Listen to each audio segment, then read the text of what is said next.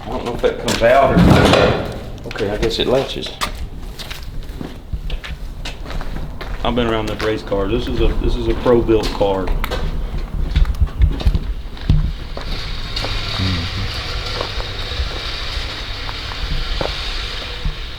What's going on, Bama? Like you got a race car here. Well, I traded around and ended up with a nitro funny car. It's a 125-inch wheelbase.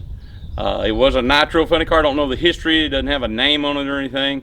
It's a rolling chassis. It's got a Dana rear. It's got AR in front. Once again, it's 125-inch. So it'd be perfect for nostalgia or, you know, a cackle car. Funny car.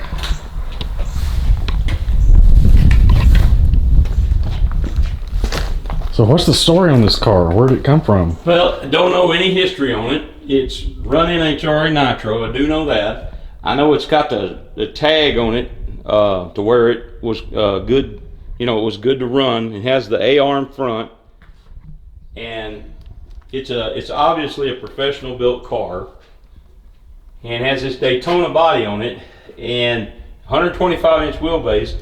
Now we had this, Sam, when I got it, we had that in it. I'm 6 foot and I'm about 210, and I was able to sit in this seat and have plenty of room in that chassis. So hopefully that gives you an idea about how it would fit up, you know, I'm gonna say a full-figured gal. So, but I mean, it's obviously been done right. This is the Daytona body, but the Mustang II body would go right on it. The tires look good. It's got a great looking set of rims. I think those are Kragers. They look like they are. It's got a Dana rear end. And don't know the gear. The guy said he thought 430, but I don't know if that, you know, for sure what it is. But we went over this car, another buddy of mine and I did, and he's raced funny cars. And he said it was a professional built car and that it looked good to him. And so I priced them all over on the different websites, different things, and looks like a good roller sells for anywhere between, you know, 12 and 15 grand. And I'm going to say this car, I'm going to sell it for $8,000 with that body. I know that body was $30-something hundred. I priced it. So I feel like at 8 grand, somebody can have a really good nostalgia car and not have, you know, break a bank, or that also you could do a cackle car if you wanted. It's got 2 motor plates.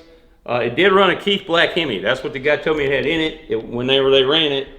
Don't know any history, don't know who owned it, anything like that. And then it's got the motor plate, looks like also for a big block Chevy, and it's got a brand new set of brakes for it. So that's really all I know about it. But this body would actually work, I think. But I like the Mustang II on a funny car because of the Blue Max. That was always my favorite car. So I just feel like this would be a really neat deal for somebody to take and do something with. And I know the 125-inch wheelbase is a later wheelbase, but that's all I know about it. Chassis certification, it says on it.